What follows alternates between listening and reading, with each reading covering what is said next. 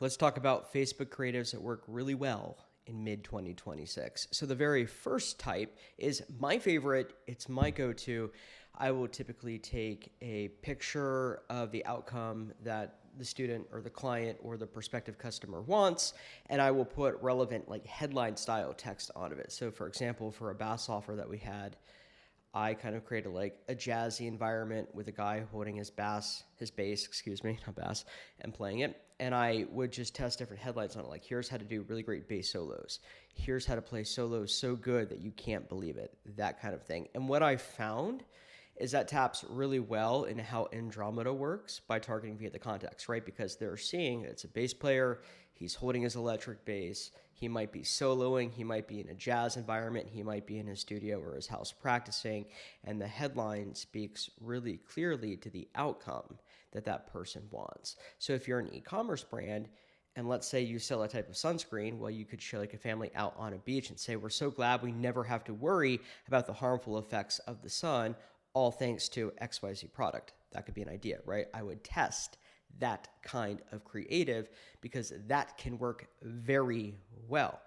Another style that you could do is just like a meme style where it maybe looks a little bit cartoony and it's a person in the problem state. Like I found that that actually does work well in some, but not all markets. So I had one offer I was working on with ADHD relationships, and the core problem they were facing is the wife felt like she wasn't really married to a husband. It was more like having a second child in the marriage. And so the image that I used was the wife like talking with the kids and all the kids coming to the wife, and the husband kind of looked over upset, and it looked a little bit cartoony, and it was a longer 9:16 format. And the text on that image said, here's how to win her respect back and become the man of the house. And so that tied very well to the outcome, but it's a more cartoony style. It's more of a problem state than an outcome state style ad. And that did work very well, but it doesn't work well in every kind of market. I wouldn't do that in like B2B.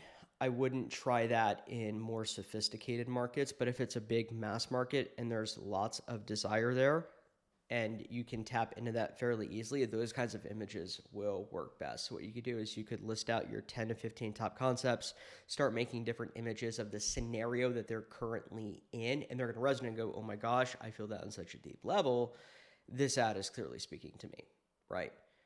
Another type of creative that you could do very well would be like compilation videos of the person who you want to sell to, like rapid fire showing the outcome, right? So if it's a relationship offer, maybe it starts out with the first couple of shots, the first couple of clips of a person in a problem state, they're struggling in the relationship, and then after applying your method, your methodology, your technique, they're happy, they're upbeat, they're working well together again. Basically, it's a form of before and after, but taking that person through the emotional journey. And you could have a voiceover, you could have B-text.